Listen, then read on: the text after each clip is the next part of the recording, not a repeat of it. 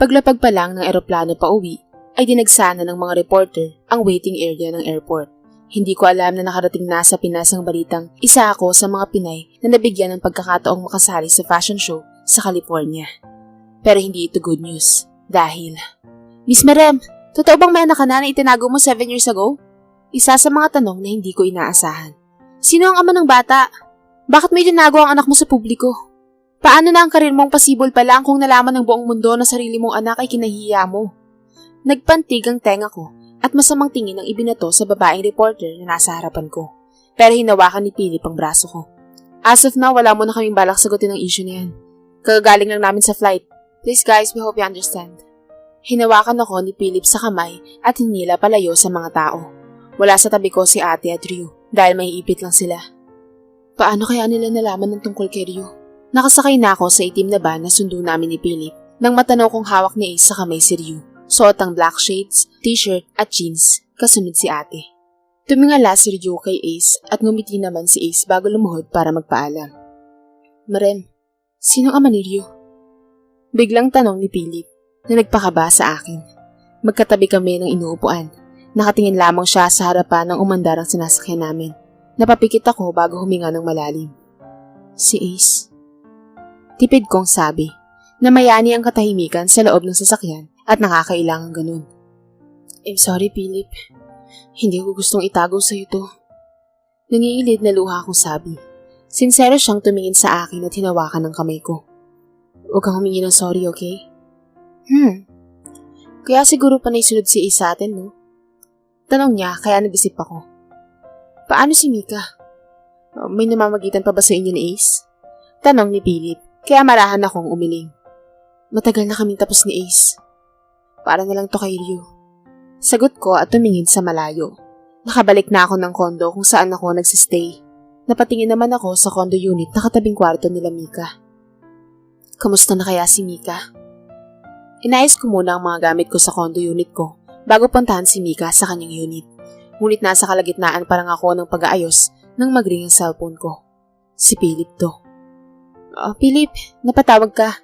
Nasa studio ka na? Tanong ko. Nadinig ko ang malalim na paghingang pinakawalan niya sa kabilang linya. Marem, kinancel ng ibang producer ang mga project mo. At wala ni isang natira. Nag-cancel sila simula nang pumutok ang issue about sa inyo ng anak mo. Ayaw ka na nilang kuning endorser at model.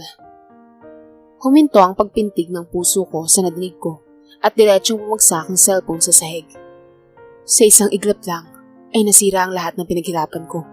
Marem, nandiyan ka pa ba?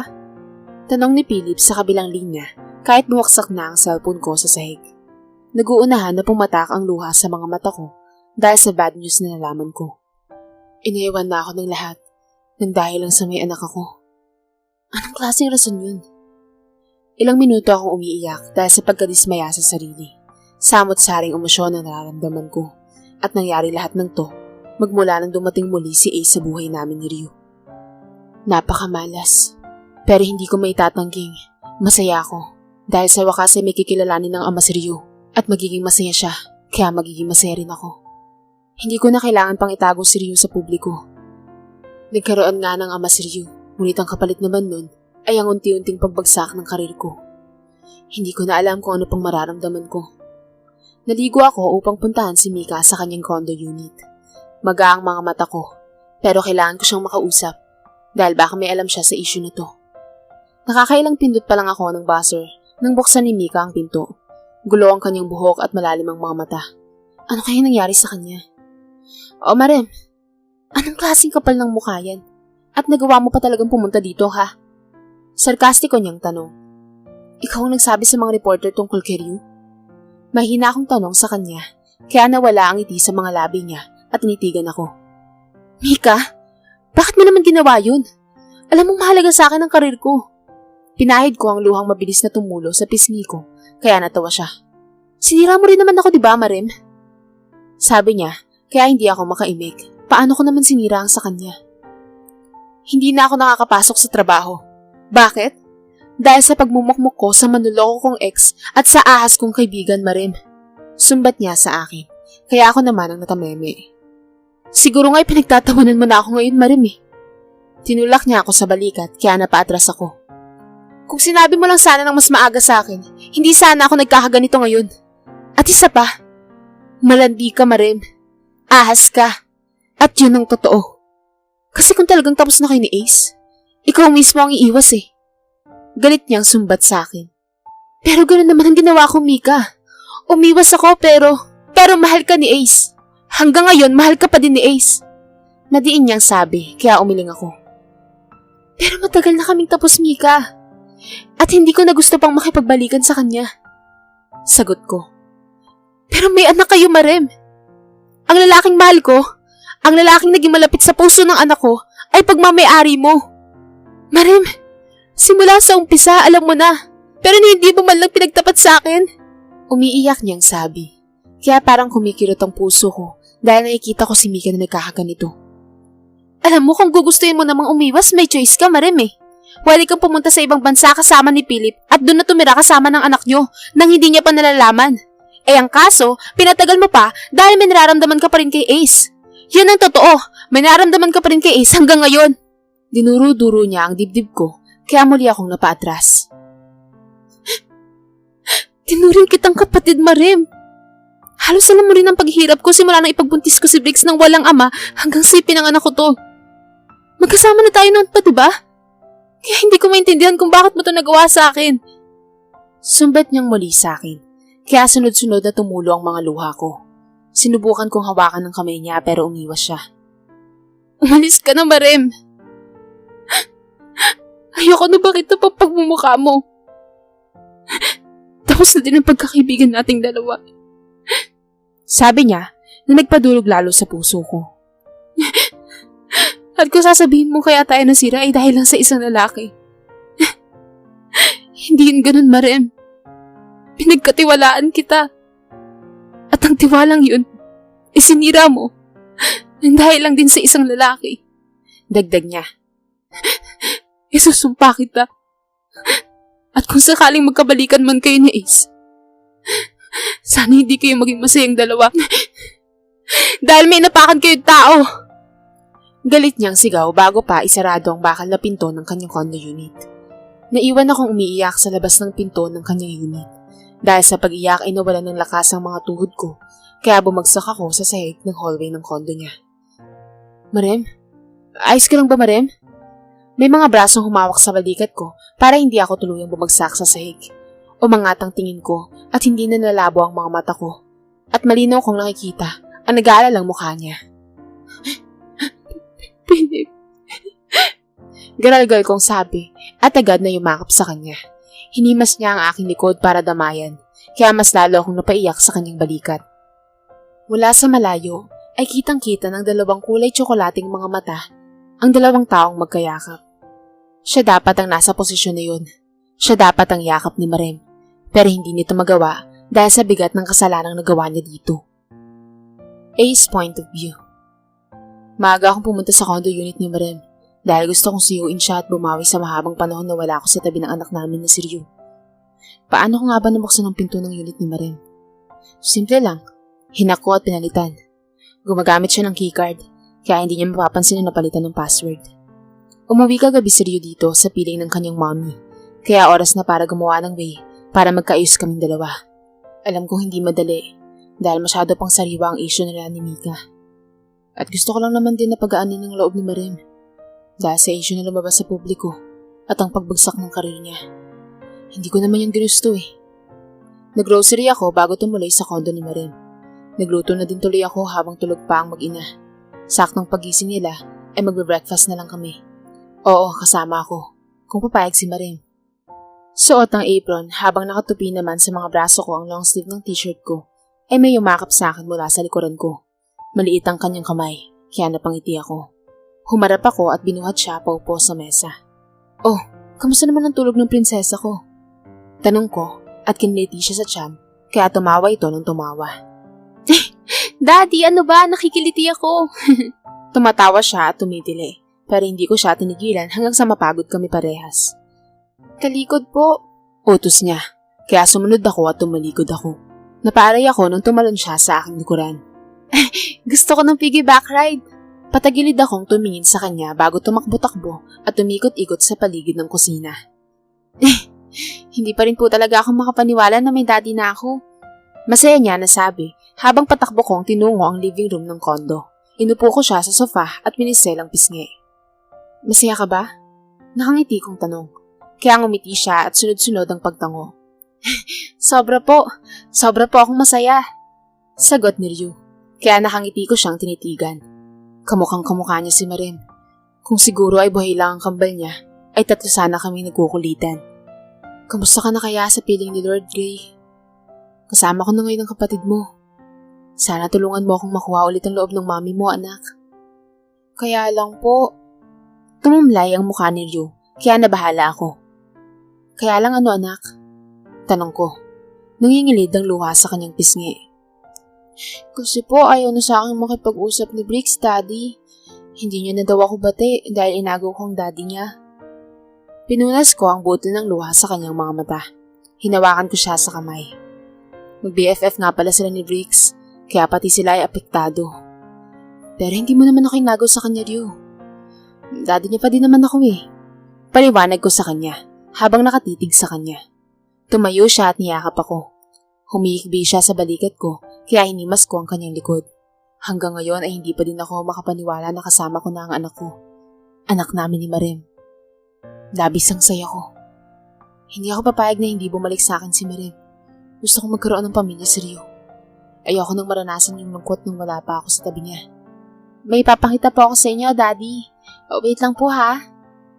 Paalam ni Ryu at nagmamadaling tinungo ang kwarto niya.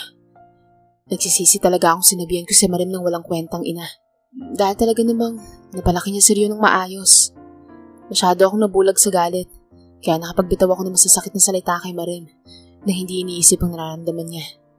Bumukas ang pinto at inilawa ang namamagang mata ni Marim. Sa ilang araw lang ay bumagsak lalo ang iniingatan niyang katawan. Todo diet si Marim para sa karir niya at nakakagilty lang na nasira yun ng dahil lang sa akin. Good morning. Pilit akong umiti nung batiin ko siya. Anong ginagawa mo dito, Ace? Seryoso niyang tanong. Hinubad ko ang apron bago siya sagutin. Nagluto ako ng almusal para sa inyo ni Ryu, Marim. Mag-breakfast na tayo. Sabi ko, ngunit natawa siya ng sarkastiko. Pwede bang itigil mo na to, Ace? Hindi kita kailangan para magluto. Dahil kaya ko namang gawin yan. Hindi ko hinihingi ang tulong mo. Sumbat niya. Kaya parang kinurot ang puso ko. Pero umalis ka na. Pwede mong hiramin si Ryu at magpakaama sa kanya. Pero hanggang doon na lang yun. Huwag ka nang umasa na babalik pa ako pagkayari ng lahat ng to, Ace. Dagdag niya. Grabe ka naman, Marim. Mahina akong sabi na parang nawalan ng lakas dahil sa sinabi niya. Ginagawa ko ito, hindi lang dahil sa mahal kita. Ginagawa ko to para sa anak natin. Para kay Ryu, dahil gusto kong maging buo tayo at masaya gaya ng pangarap natin noon. Sabi ko pa. Ano bang hindi mo maintindihan, Ace, ha? Tanong niya. Alam kong mahal mo pa rin ako, Marim. May nararamdaman ka pa sa akin. Bakit hindi ka nalang bumalik sa akin? Tanong ko, pero umiwas siya ng tingin. Wala na akong nararamdaman pa sa'yo, Ace. At ayoko nung bumalik pa. Sige, hayaan kitang magpakaama para kay Ryu. Pero para na lang kay Ryu yun. Kaya huwag ka nang maghangat pa ng masigit dun. Sirang-sira na kami ni Mika. Pumatak muli ang luha sa mga mata niya. Umalis ka na, Ace. Madiin niya na sabi. Patakbong lumapit sa akin si Ryu at yumakap sa bewang ko. Mommy, huwag niyo pong paalisin si Daddy. Umiiyak na sabi ni Ryu. Mabilis kong pinunasan ng luhang tumakas sa mga mata ko. Nakita niya kung paano kami magtalo ng mami niya. Nakakabakla ba yun? Gusto ko lang naman lumaking masaya si Ryu eh. Nang hindi kami nakikitang nagtatalo dahil baka makalakihan niyang ganun kami ng mami niya. Sige, kung ayaw mo akong nandito, isasama ko na lang si Ryu. Anya ko kay Marim at hinawakan sa kamay si Ryu. Isasama ko na lang siya sa office dahil may trabaho din naman ako. Alam kong naiinip din ng bata sa kondo, kaya mas maiging isama ko na lang. Sasama ka ba kay Daddy Ryu? Tanong ko, hawak ang kanyang mga braso. Tumingin muna siya kay Marim at dahan-dahang tumango. Ngumiti ako at inayos ang kanyang buhok. Tumayo ako at tumingin kay Marim. Isasama ko si Ryu sa office. Ipagdadala ko na lang siya kay ate ng mga damit. Sabi ko, ngunit iwas pa din ang tingin niya sa akin. Nagluto ako sa kusina. Please, pilitin mong kumain. At huwag mong pababayaan ang sarili mo, kahit para na lang kay Ryu. Sa anak natin, Marim. Sabi ko bago maglakad palabas ng kondo, hawak ang kamay ni Ryu. Doon na kami dumiretso sa company dahil nakabihis naman na ako. Nag-text ako sa atin ni Marem na pakilalhan si Ryu ng pamalit dahil nakapantulog pa ito. Pagbukas ng pinto ng office ay nadatnan ko si Luke na nakaupo sa swivel chair ko habang nakataas ang mga paa at naglalaro ng pop-it. Naibaba niya ang paa nang makita ko at mapatingin kay Ryu. Pop-it po ba yung hawak mo, kuya? Tanong ni Ryu nang isabit ko ang coat ko at umupo sa upuan ko dahil tumayo na si Luke. Nagtatakang tumango si Luke at pinagmasdan ng batang bitbit ko. Naglalaro ka ba nito? Tanong ni Luke kaya natawa ko. Tumango si Ryu ng ilang ulit kaya pinisil ni Luke ang isang pisngi ng anak ko. Ang cute-cute mo naman. Kanino kang anak? Saan po nang kinapulot ng kuya ko? Parang may kamukha ka eh. You know, yung babae nasa picture frame. Sabi ni Luke, turo ang frame na nasa cabinet ko. Mangha na tinignan ni Ryu ang mga picture frame na nandoon at napangiti ito. Mami ko po ang babaeng yon. Nakangiting sabi ni Ryu, kaya nanlalaking mga mata na napatingin sa akin si Luke. Luke, anak ko ang batang babaeng yan. Kambal siya ni Gray. Kalmado kong sabi at binuksan ang laptop. Mas lalong gulat ang reaksyon ni Luke. Talaga? Masaya at gulat niya na naiusal. Huwag kang ganyan. Nawiwirduhan yung bata sa pinagagawa mo, Luke. Sabi ko. Lumapit ako kay Ryu nang nakangiti. Ryu anak, siya nga pala ang titulok mo. Pakilala ko. Gumiti si Ryu at nag-wave ng kamay. Luke, siya ang anak ko kay Marem. Si Ryu. Pakilala ko sa kanilang dalawa. Hala, napakit mo namang bata ka.